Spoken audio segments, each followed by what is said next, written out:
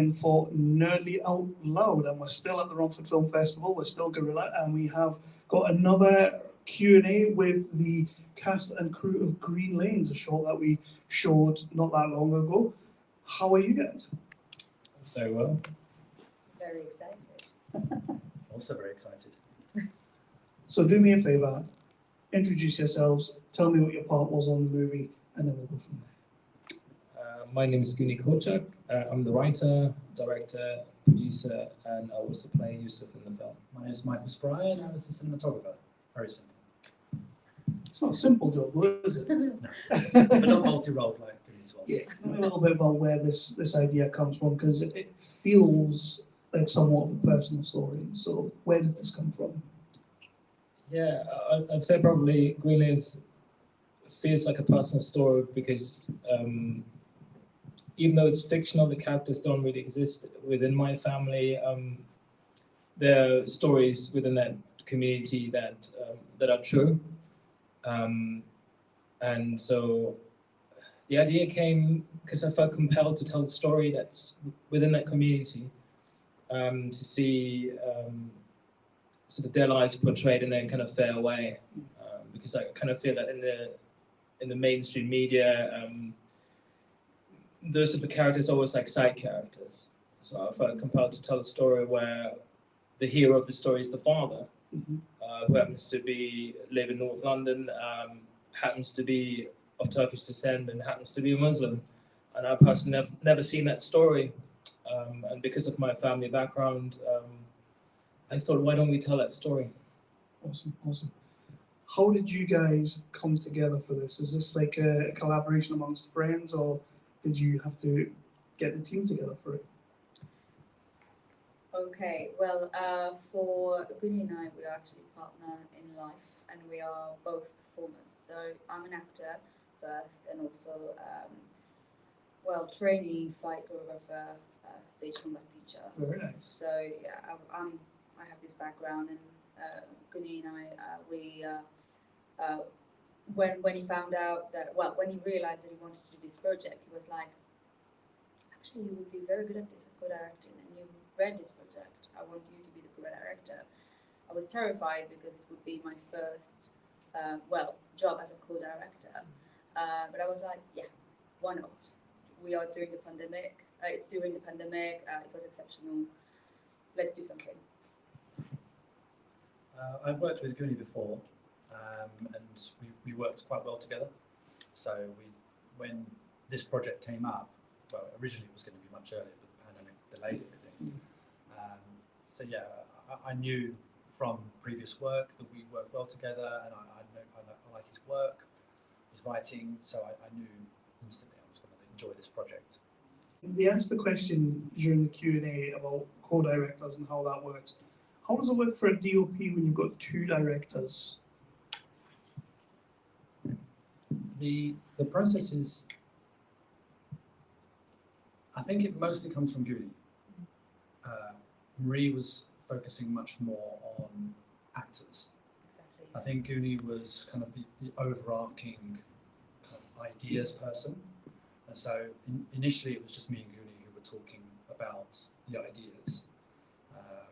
Güni also trusts me, and I trust Güni with like how to shoot the project. And obviously we spoke about shots and lighting styles and things like that. At the point that Marie was coming in to help, she was focusing much more on acting. So that for me, actually, there was absolutely no issue with co-directing at all. Cool. So no fighting. No fighting. I needed a story there. Come on. And you did this through the pandemic, through the lockdown. How was that? Just shooting a short through that period. Yeah, I think for most filmmakers, shooting in COVID was very difficult. As Michael mentioned, it delayed everything, but also it was very difficult to make sets safe for everyone. We had, for instance, a person who had health problems where possibly being on set would have been a risk. And also just getting people together during COVID was very difficult. I think we delayed the shoot at least 3 times. until it came to the point of we had that November weekend that we used, and we had to shoot it that weekend due to people's availabilities, and we just had to do it. I mean, it was quite nerve-wracking, the COVID part of it, because it was still quite recent. We still didn't know that much about COVID, and so I did I trained for COVID safety on set. So I was in charge of all the COVID rules on set and organising all the PPE, and it was also important to bring the actors safely on set, so avoid public transports, which obviously, in terms of cost, it also affects everything. But it was also nerve-wracking because, if one of them was ill, it's done, and suddenly we have to send everyone back home, and it was difficult. I think it was the most difficult thing about, COVID time. So, the constant stress at the back of your head, COVID behind you, I might contaminate you now. So, yeah. I don't think I've got anything else to add to that. No. There was a lot of stress on set because of COVID, and that's I can imagine that's the same with any set, any film set. Anyone that was doing a job during that time had the same sort of worries. So I don't think it was anything unique with us. So as co-directors who are very much steering this ship, I always kind of wonder when people are talking about filming through that period, how did you guys just keep the head level to steer the ship through that? What was there any particular thing that was like, just have to get this done? Yeah, definitely. I think, as these guys already mentioned, it was a really tough time mentally due to COVID. But I think most filmmakers at some point get to that point. It's like this sort of moment of do or die. You just have to either do it or not, and then you feel this weight on your shoulders, and you feel like I have to get this done. It's almost like a quest. It's almost like mythical. I like that. It is almost mythical, and just having a co-director, you can take some of that burden and lay it onto other people. And as Michael was saying, we worked together before, and we completely trust each other. So a director ideally shouldn't micromanage his crew, and nor the actors. You just need to trust everyone. Everyone is professional. Everyone is equal. We've got a job to do, but we can still have fun in between takes. I think there was a point also where we are all passionate about our jobs, and it's almost a cliche, but it feels like dying when you can't do what you love. And I think it's this moment where we're like, well, F it, we just want to do it now because I want to show what I do, because I'm proud of what I do, and I want to share it. And it's also a common experience, like a beautiful shared experience that we want to share with others. So yeah, I think we were all excited when we arrived on set. Like, oh my God, this is it. You've got it done. Through the other side of it, the movie's done. It's shown on screens in festivals and whatnot right now. The pride. How did it feel, or how does it feel every time you see it on a big screen? It's always exciting seeing a project. I've worked on many projects, and seeing it on the screen is always very exciting because as a cinematographer, you're seeing it firsthand as you're shooting it. But then you see it stages as it grows, from the very concept to shooting it, to obviously seeing it through the editing stages and the grade, and finally the sound production comes in and stuff. It's always nice seeing it change and grow. And then the final part is seeing it on the big screen. And I think nothing beats that. You can watch it on your phone, you can watch it on a laptop or on TV or something. It's never the same. And I think seeing it 100% complete, the only true way to see it is on the cinema, the big screen. Totally agree. I think on my end, I'm proud of everyone on screen, but also behind, like the makeup artists, like Shani, the person in charge of costume, Nettie, all these people behind the camera, the hard work they put in that film, and of course like the actors like Fisun, Elizabeth Nesh, and of course, well, Güni. So I feel emotional every time, and I've seen this film a few times now, and I don't get tired of it. And every time I got goosebumps. Every time. Yeah, it's an absolutely amazing experience.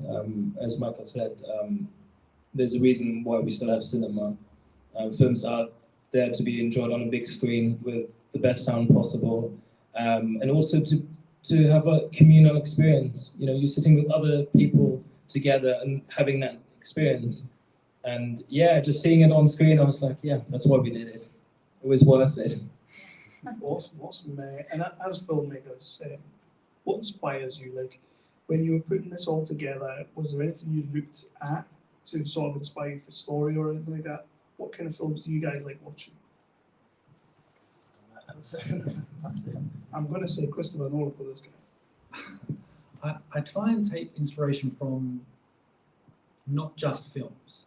You know, I watch TV, I play games, I like to look at art, I like to experience the real world. And I like to, 'cause obviously I'm in lighting, so that I have to take inspiration from life as such. So for me, my inspiration doesn't always come from other films. Also, I don't necessarily want to be specifically influenced by a person, one person. I like to have a multitude of different experiences and inspirations, and yeah, I think if it's from a broad range, then you can use any of those influences in whichever project happens to come up.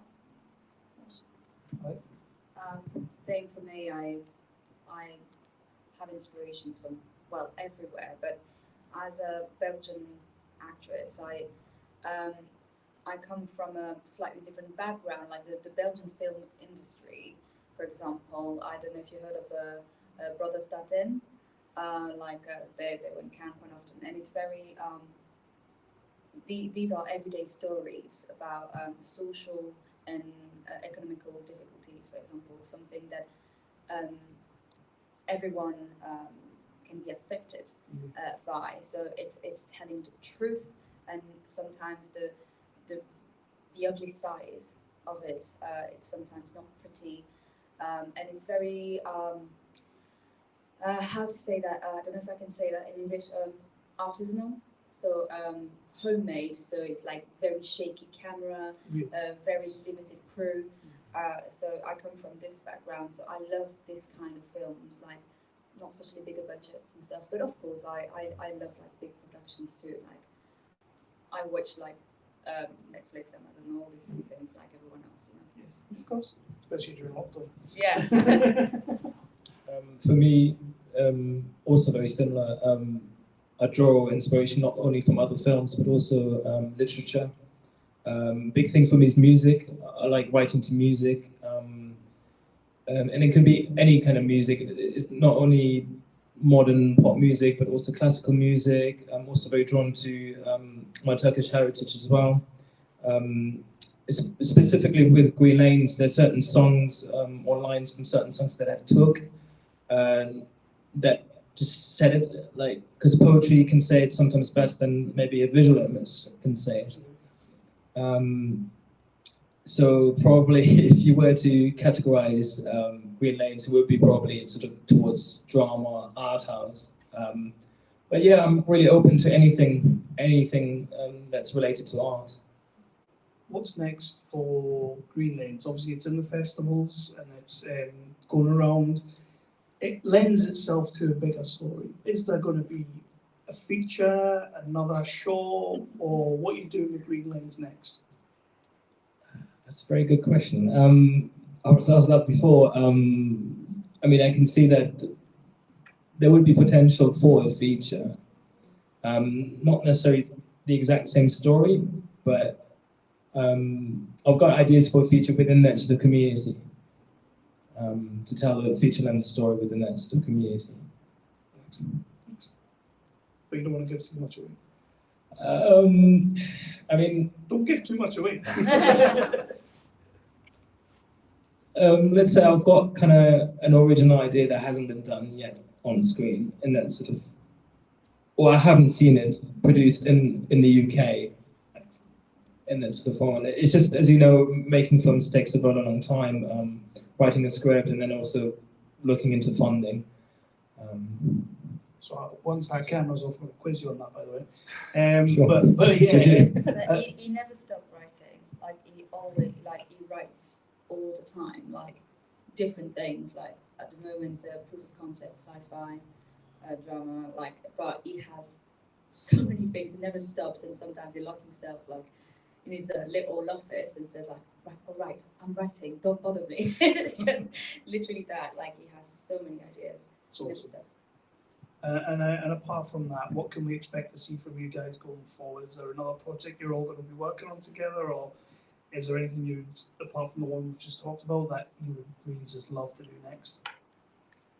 Well, we've got, as I mentioned, we've got that, as Marie mentioned, we've got that sci-fi proof of concept that we currently got in pre-production or just about to block the script soon.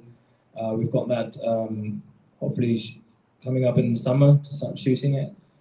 Other than that, we just got a few ideas, nothing locked in. For me, as a filmmaker, if I've got an idea and the idea sticks and then it haunts me and it doesn't let me go, then I know I need to make it. Yeah. They're the best ideas. Yeah. Well, nothing to add there, but I will be there to follow him on this project. Well, you have to. So I'm going to start wrapping up here, but please do me a favour and let the people who are watching on the replay and everything, let them all know where they can find Green Lanes, what's going to happen to it after the festivals, and where they can find you guys. Start. Yeah, start. Yeah, you can find us on Instagram. So our production company is called Tutku Films, spelled Tutku Films. Just follow us on Instagram and we follow you back. Once Green Lanes is done this festival run, we'll make it available online, probably on Vimeo and YouTube. Well, if you want to follow me, like, because I also like obviously do posts about Tutku films. Marie Drisch, Marie Drisch, Drisch. I have a personal website, michaelspry.com. That's where you can see quite a lot of my work. I do have Instagram. I do have Twitter. I don't use it very much. Yeah, you're like me. I'm not a social media person. But I do upload my stuff to Vimeo when new projects come out. Green Lane's not on there. Films take forever to go through the festival circuit and the editing process and stuff. So yeah, so there's always a delay in these sorts of projects. But yeah, michaelspry.com. You can see some of my work there. Nice, nice. So guys, thank you so much for submitting. Thank you for giving us your movie and letting us show it on the big screen the way it has to be seen. I have to say, I also, when we were first came to us, I watched it on my laptop because I had to. But seeing it today up there was pretty special. So I'm glad that you gave it to us. And Thank you so much for having us. It's been absolutely amazing. Well, thank you. Yes. Yes, thanks for having us. Yeah, so, as I say, it's always good to see it on the big screen. Oh, it's amazing. It's amazing, especially for like a DOP. That must just be like, that's the proof is in the pudding right there. I think so, yes, because you see it so much on small screen Tiny all screen. the time. Yeah. The final thing is always to see it on the big screen, and it makes so much more different, makes much bigger difference. So like, just a quick one on that, and it's a bit of a dodgy question. Did you see anything you weren't happy with? So there were, this will probably be too long for as you're wrapping up, but there are a few Evelyn times. perfectionist. Well, no, there were a few times when we were running out of daylight. Right. Okay. And Okay. we were shooting interiors, and so I had to make the interior look like daylight. Yeah. But we had also shots and scenes earlier that I had to make look like that. So yes, there was a lot of tricky situations where we weren't allowed to look through windows because it was nighttime outside. So we had to look. Yeah, it was quite complicated, and I can see those scenes. I think most people probably wouldn't. That's the main thing. Every time I've asked someone this week, what's your favourite thing about seeing your film up on the screen, and it's like, I can only see the bad things. That's why I always ask the DOP. Yeah. No, I try and see it as a whole. I'm quite good at that. I don't look for flaws. Of course you But, don't. Of course you but obviously, because I was there, I know what actually happened. So I try and look past this and look at the bigger picture. Well, thank you guys for coming on. This has been absolutely awesome. Next time you've got something going, I hope you give it to us and let us have a look at it. Good luck with the rest of the festivals going forward, and I hope to see more from you guys going forward. Thank you so much. Thank you. Thank you very much.